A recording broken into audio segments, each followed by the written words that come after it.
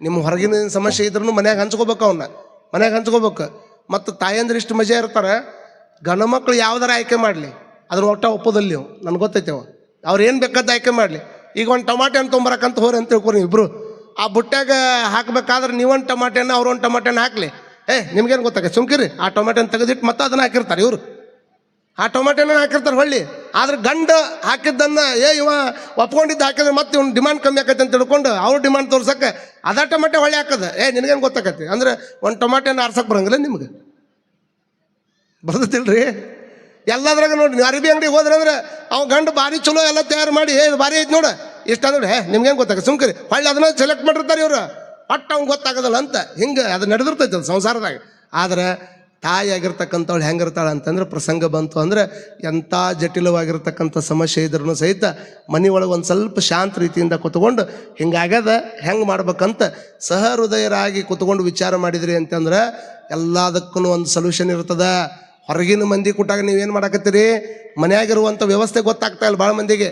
ಹೊರಗಿನ ಮಂದಿ ಕೂಟಾಗ ಸಂಬಂಧದಾಗಿರಾಕತ್ತಾರ, ಮನೆಯಾಗಿನ ಮಂದಿ ಕೂಟಾಗ ಬರೀ ಸಂಪರ್ಕದಾಗಿರಾಕತ್ತಾರ.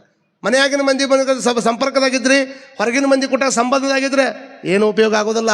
ಹೊರಗಿನ ಮಂದಿ ಕೂಟಾಗ ಸಂಬಂಧದಾಗಿರಬಾರ್ದು, ಅವ್ರ ಕೂಟ ಸಂಪರ್ಕದಾಗಿರಬೇಕು. ಮನೆ ಮಂದಿ ಕೂಟ ಸಂಬಂಧದಾಗಿರಬೇಕು. ದಿವ್ಸಕ್ಕೆ ಒಮ್ಮೆರ ಹೊರಗೆ ಆಫೀಸ್ನಾಗ ಹೋದಾಗ ನೋಡ್ರಿ ಎಷ್ಟು ಚಂದ. ಹೊರಗೆ ಆಫೀಸ್ನಾಗ ಹೋದಾಗ ಏನು ಮಾಡ್ತೀರಿ, ಏನಾರು ಒಂದು ನೋಟ್ ಶೀಟ್ ಹೇಳೋದಿತ್ತಂದ್ರೆ ಎಷ್ಟು ಸೀರಿಯಸ್ ಆಗಿ ಬರ್ಕೊತಾನೆ, ಎಷ್ಟು ಅಗದಿ ಕರೆಕ್ಟಾಗಿ ಅದನ್ನು ನೋಡ್ತಾನೆ, ಅದರಂಗೆ ಫಾಲೋ ಅಪ್ ಮಾಡಕ್ಕೆ ಹೋಗ್ತಾನೆ. ಹೊರಗೆ ಹೋಗಿ ಒಂದು ಯಾವುದಾದ್ರೂ ಆಫೀಸ್ನಾಗ ಮೀಟಿಂಗ್ ಇದ್ರೆ ಇಟ್ಟಾಕೊಂಡು ಸೀರಿಯಸ್ ಆಗಿ ಕುಂದಿರ್ತೀಯಲ್ಲಪ್ಪ, ನಿನ್ನ ಜೀವನದಾಗ ನಿನ್ನ ಮನೆಯಾಗ ಏನು ನಡೆದೈತೆ ಅನ್ನೋದು ಒಮ್ಮೆರೆ ಮೀಟಿಂಗ್ ತೊಗೋಬೇಕಲ್ಲ. ಮಕ್ಕಳನ್ನ ಕುಂದರ್ಸಿ, ಹೆಂಡತಿ ಕುಂದರ್ಸಿ, ಏನು ನಡೆದೈತಿ, ನಿನಗೇನು ಬೇಕು, ಮನ್ಯಾಗ ಏನು ನಡೆದೈತಿ, ಹುಡುಗರು ಸರಿಯಾಗಿ ಹೊಂಕಾವಿಲ್ಲೋ, ಸರಿಯಾಗಿ ಓದ್ತಾವ ಇಲ್ಲ, ನಾನಾರ ಬರೀ ಹೊರಗೆ ಹೊಂಟೀನಿ, ಒಮ್ಮೆರೆ ಮೀಟಿಂಗ್ ತೊಗೋಬೇಕಲ್ಲ ಹಿಂಗೆ ಮಕ್ಕಳು.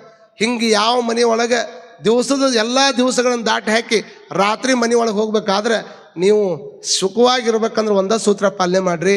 ಮನೆ ಒಳಗೆ ಬರಬೇಕಾದ್ರೆ ನೀವು ಹೊರಗೆ ಬೇಕಾದಂಥ ದೊಡ್ಡ ಆಫೀಸರ್ ಇರ್ರಿ, ದೊಡ್ಡ ಉದ್ಯೋಗಿ ಇರ್ರಿ, ಬೇಕಾದಂಥ ದೊಡ್ಡ ಶ್ರೀಮಂತ ಇರ್ರಿ, ಮನೆ ಒಳಗೆ ಹೋಗಬೇಕಾದ್ರೆ ಎಲ್ಲಿಡಬೇಕು ಅಂತಂದ್ರೆ ಖಾಲಿ ಹೋಗಿರ್ತಕ್ಕಂಥ ಪಾದರಕ್ಷಣೆ ಇಡಕ್ಕೆ ಹೆಂಗೆ ಒಂದು ಜಾಗ ಮಾಡಿರ್ತೀರಿ ಅಂತಲ್ಲೇ ಒಂದು ಜಾಗ ಮಾಡಿ ನಮ್ಮ ಎಲ್ಲ ಹುದ್ದೆಗಳನ್ನು ಆ ಜಾಗದಾಗಿಟ್ಟು ಮನೆ ಒಳಗೆ ಹೋಗ್ಬೇಕಾದ್ರೆ ಹೆಂಡತಿಗೆ ಗಂಡಾಗೆ ಹೋಗಬೇಕು, ಮಕ್ಕಳಿಗೆ ತಂದೆಯಾಗೆ ಹೋಗಬೇಕು, ಅಣ್ಣನಿಗೆ ತಮ್ಮಾಗೆ ಹೋಗಬೇಕು, ತಂದೆ ತಾಯಿಗಿದ್ರೆ ಅವ್ರ ಮಕ್ಕಳಾಗೆ ಹೋಗಬೇಕು.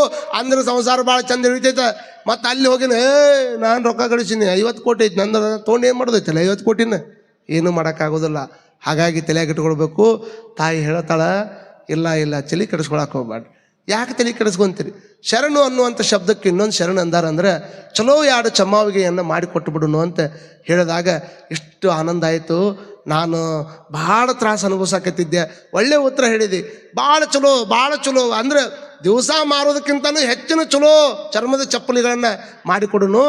ಆದರೆ ಎಂಥ ಚರ್ಮದ ಚಪ್ಪಲಿ ಮಾಡಿಕೊಡುನು ಅಂತ ಅಂದಾಗ ಮತ್ತೆ ಹೆಂಡತಿ ಹೇಳಿಲ್ಲಂತ, ದಿವಸ ನಾವು ನೇಯ್ದು ನಾವು ಹೋಗಿ ಸತ್ತು ಬಿದ್ದಿರ್ತಕ್ಕಂಥ ಪ್ರಾಣಿ ಚರ್ಮದಾಗ ನಾವು ಹೋಗಿ ಚರ್ಮದ ಚಪ್ಪಲಿಯನ್ನು ಮಾಡಿಕೊಟ್ರೆ ಇದು ಸಾಲಂಗಿಲ್ರಿ.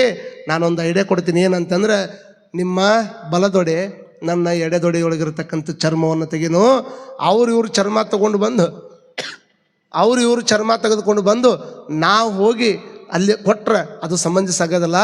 ನಮ್ಮ ತೊಡೆಯಾಗಿರುವಂಥ ಚರ್ಮವನ್ನು ತೆಗೆದು ಚಂದಾಗಿ ಚಪ್ಪಲಿ ಹೊಲಿದು ಅದನ್ನು ತೊಗೊಂಡು ಹೋಗಿ ಬಸವಣ್ಣನವ್ರಿಗೆ ಅರ್ಪಣೆ ಮಾಡಿ ಬರೋನು ಅಂತ ತಿಳ್ಕೊಂಡು ಎಂಥ ಅದ್ಭುತ ಮಾತು ಹೇಳಿದೆ ಅಂತ ತಿಳ್ಕೊಂಡು ಭಾಳ ಖುಷಿ ಆಗ್ತದೆ. ಭಾಳ ಖುಷಿಯಾಗಿ ತಡ ಮಾಡಲಿಲ್ಲ. ತನ್ನ ಬಲದೊಡೆಯ ಚರ್ಮವನ್ನು ತೆಗೆದ, ಹೆಂಡತಿಯ ಎಡದೊಡೆಯ ಚರ್ಮವನ್ನು ತೆಗೆದು ಕೂಡಲೇ ಎಷ್ಟು ಚಂದ ಮಗ್ನನಾಗಿ ಆ ಚರ್ಮವನ್ನು ತೆಗೆದು ಅದನ್ನು ಹದ ಮಾಡಿದ ಅಂತಂದ್ರೆ ನಿಮಗೆ ಗೊತ್ತಿರಲಿ, ಅಲ್ಲಿ ಮಟನು ಕೇವಲ ಬಂದಿರತಕ್ಕಂತಹ ಮತ್ತೊಂದು ಪ್ರಾಣಿಯ ಚರ್ಮವನ್ನು ತೆಗೆದು ಹದ ಮಾಡಿ ಅವುಗಳನ್ನು ಪಾದರಕ್ಷೆಯನ್ನಾಗಿ ಮಾಡಿ ಅದು ಮಾರೋದೆಲ್ಲೇ ಕಂಡವ್ರಿಗೆ ಮಾರ್ತಿದ್ದಿಲ್ಲ. ಯಾರು ಶಿವಭಕ್ತರದಾರ, ಯಾರ ನಿತ್ಯ ಲಿಂಗಾರ್ಚನೆ ಮಾಡ್ತಾರ ಅವ್ರಿಗೆ ಅಟ್ಟ ಕೊಡೋದು. ನಾವು ಅಂಗಡಿ ಇಟ್ಟಿರ್ತೀವಿ. ಈಗ ಹಂಗೆ ಯಾರು ಬೋರ್ಡ್ ಹಾಕಿರನ ನಿಮ್ಮಂಥವ್ರಿಗೆ ಅಟ್ಟ ಕೊಡ್ತೀನಿ ಅಂದ್ರೆ ಅಂಗಡಿ ಮುಚ್ಕೊಂಡು ಹೋಗ್ತೈತೆ ಅಟ್ಟ. ಆದರೆ ಅವತ್ತಿನ ಕಾಲಕ್ಕೆ ಹಂಗಿರಲಿಲ್ಲ. ನಿಷ್ಠಾ ಹೆಂಗಿತ್ತು ನೋಡ್ರಿ, ನಿಷ್ಠಾ ಹೆಂಗಿತ್ತು. ಕೇವಲ ಶಿವಶರಣರಿಗೆ ಮಾತ್ರ. ಶಿವಶರಣರನ್ನು ಬಿಟ್ಟರೆ ಬೇರೆ ಓಣಿ ಒಳಗೆ ಮಾರೋಂಗೇ ಇಲ್ಲ. ಅದು ಹಾಕ್ಕೊಡೋದಕ್ಕೆ ಯೋಗ್ಯ ಇರ್ಬೇಕಲ್ಲ ಅವರು. ನಾವು ಹೊಲಿದ್ದನ್ನು ಹಿಂಗೆ ಅವತ್ತಿನ ಕಾಲಕ್ಕೆ ಕಾಯಕ ನಡೀತಿತ್ತು.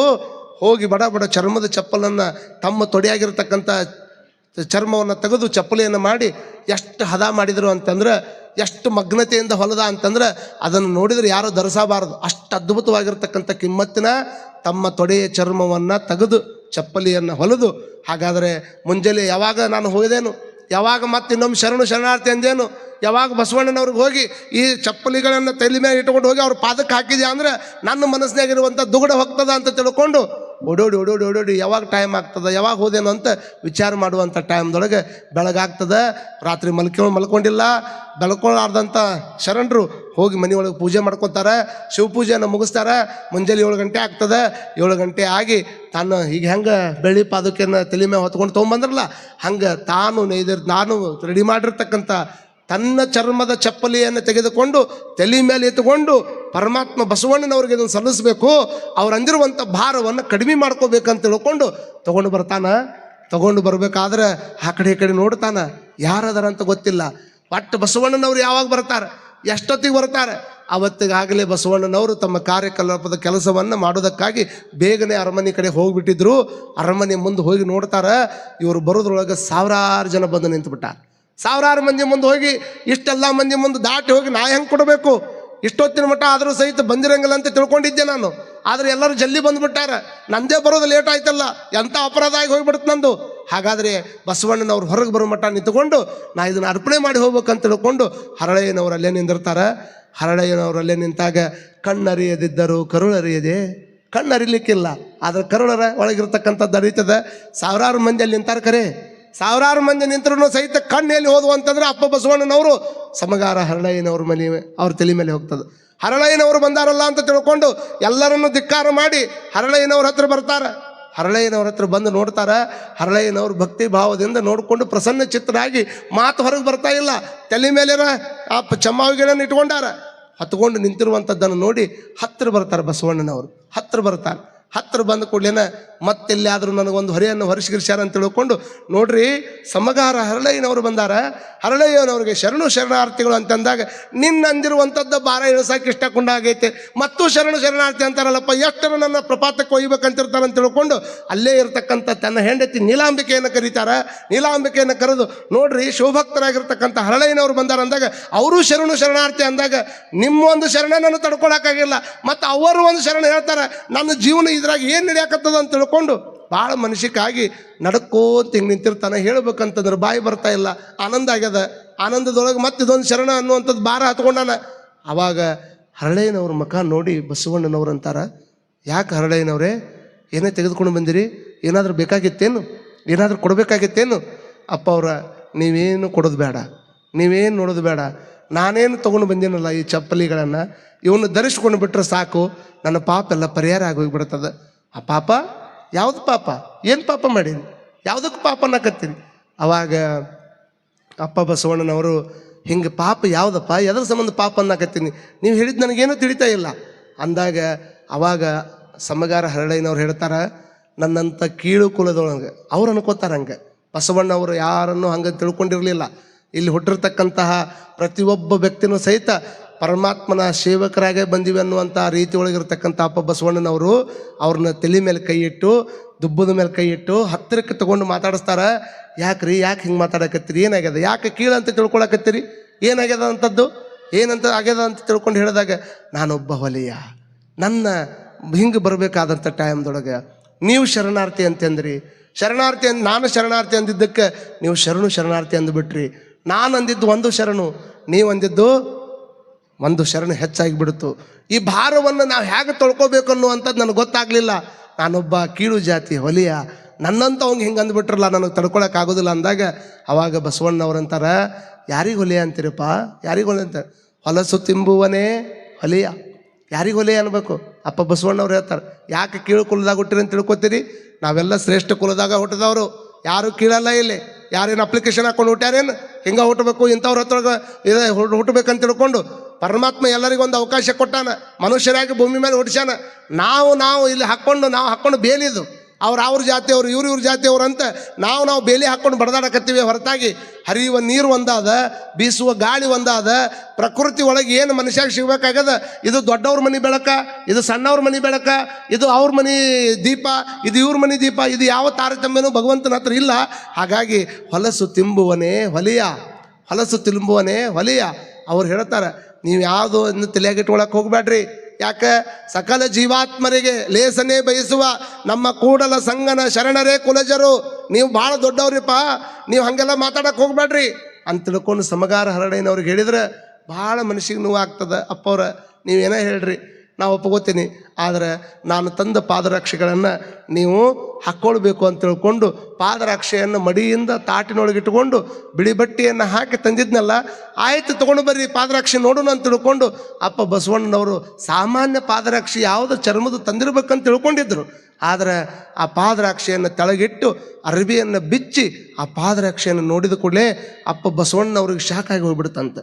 ನಾನು ಇಲ್ಲಿವರೆಗೂ ಇಂಥ ಪಾದರಕ್ಷೆಗಳನ್ನೇ ನೋಡಿಲ್ಲ, ಎಲ್ಲಿವರೆಗೂ ಇಂಥ ಅನೇಕ ಜನ ಪಾದರಕ್ಷೆ ತಂದು ಕೊಟ್ಟಾರ, ಎಷ್ಟು ಅದ್ಭುತವಾಗಿರ್ತಕ್ಕಂಥ ಪಾದರಕ್ಷೆಯನ್ನು ನೋಡೇ ಇಲ್ಲ, ಇವೊಂಥರ ಬ್ಯಾರೇನೇ ಅದಾವ, ಎದರ್ಲಿಂದ ತಯಾರು ಮಾಡಿರಿ ಇವನು ಪಾದರಕ್ಷೆ ಅಂತ ಕೇಳಿದ್ರೆ ಅವಾಗ ಆ ಹರಳಯ್ಯನವ್ರು ಹೇಳ್ತಾರೆ, ನನ್ನ ಬಲತೊಡೆಯೊಳಗೆ ನನ್ನ ಹೆಂಡತಿಯ ಎಡತೊಡೆಯ ಚರ್ಮವನ್ನು ಮಾಡಿಕೊಂಡು ಅದರೊಳಗೆ ಹದ ಮಾಡಿ ನಿಮಗೆ ತಂದು ಅರ್ಪಣೆ ಮಾಡಾಕತ್ತೀನಿ ಒಡೆಯ ಅಂತ ಅಂದಾಗ ಅವಾಗ ಅವ್ರಂತಾರ, ಯಾವ ತಪ್ಪಿಗಾಗಿ ಯಾವ ಪ್ರಾಯಶ್ಚಿತ್ತಕ್ಕಾಗಿ ಏನು ದೊಡ್ಡ ಅಪರಾಧ ಆಗೈತೆ ಅನ್ನುವಂಥ ಕಾರಣಕ್ಕೆ ಇಂಥದ್ದೊಂದು ಅದ್ಭುತವಾಗಿರ್ತಕ್ಕಂಥ ಘೋರ ತಪ್ಪನ್ನು ನೀವು ಮಾಡಾಕತ್ತೀರಿ, ಯಾವ ಕಾರಣಕ್ಕಾಗಿ ನೀವು ತಮ್ಮ ತೊಡೆಯಾಗಿರುವಂಥ ಚರ್ಮ ತಗೊಂಡು ಬಂದು ನನಗೆ ಸಮರ್ಪಣೆ ಮಾಡಾಕತ್ತೀರಿ?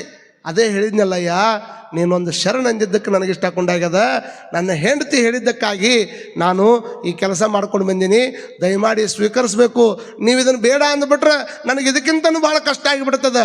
ನನಗೆ ಕಾಲೊಳಗೆ ಚರ್ಮ ತಗೊಂಡು ಬಂದಿದ್ದು ದುಃಖ ಆಗಿಲ್ಲ, ಇದನ್ನು ನೀವು ಧರಿಸ್ಲಿಲ್ಲ ಅಂತಂದ್ರೆ ನನಗಿನ್ನೂ ಭಾಳ ದುಃಖ ಆಗ್ತದೆ, ನಾ ಇದ್ದು ಕೂಡ ಸತ್ತಂಗೆ ಆಗ್ತದೆ. ಅಪ್ಪನವರೇ ದಯಮಾಡಿ ಇದನ್ನು ಧರಿಸಬೇಕು ಅಂತ ತಿಳ್ಕೊಂಡು ಒತ್ತಾಯಪೂರ್ವಕವಾಗಿ ಅಪ್ಪನವ್ರಿಗೆ ಕೊಡಬೇಕಾದ್ರೆ ಅಪ್ಪ ಬಸವಣ್ಣನವ್ರು ಅಂತಾರ, ಇಷ್ಟು ಅದ್ಭುತವಾಗಿರ್ತಕ್ಕಂಥ ಶಿವಶರಣರ ಚರ್ಮದ ಪಾದುಕೆಯನ್ನು ಮೆಟ್ಟುವಂಥ ಅಧಿಕಾರ ನನಗಿಲ್ಲ, ಅಷ್ಟು ಮೆಟ್ಟುವಂಥ ಹರತೆಯೂ ನನಗಿಲ್ಲ.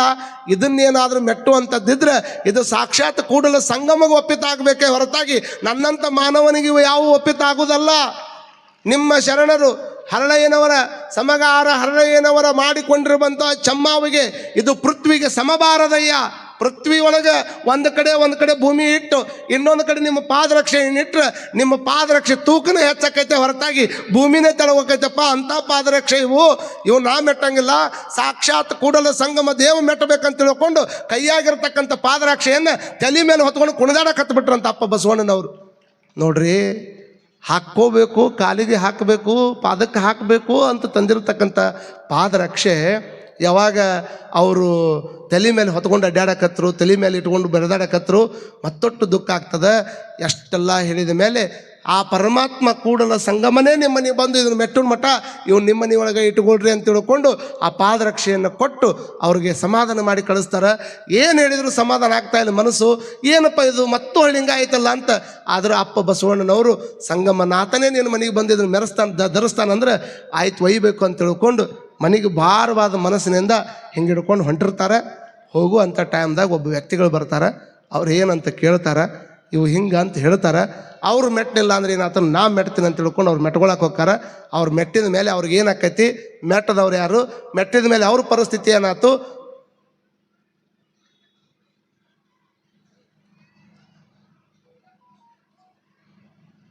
ಮೆಟ್ಟಿದ ಮೇಲೆ ಅವ್ರ ಪರಿಸ್ಥಿತಿ ಏನಾಯಿತು, ಇದು ಎಲ್ಲವನ್ನು ನಾಳೆ ದಿವಸ ನಾನು ನಿಮಗೆ ತಿಳಿಸುವಂಥ ಪ್ರಯತ್ನ ಮಾಡ್ತೇನೆ.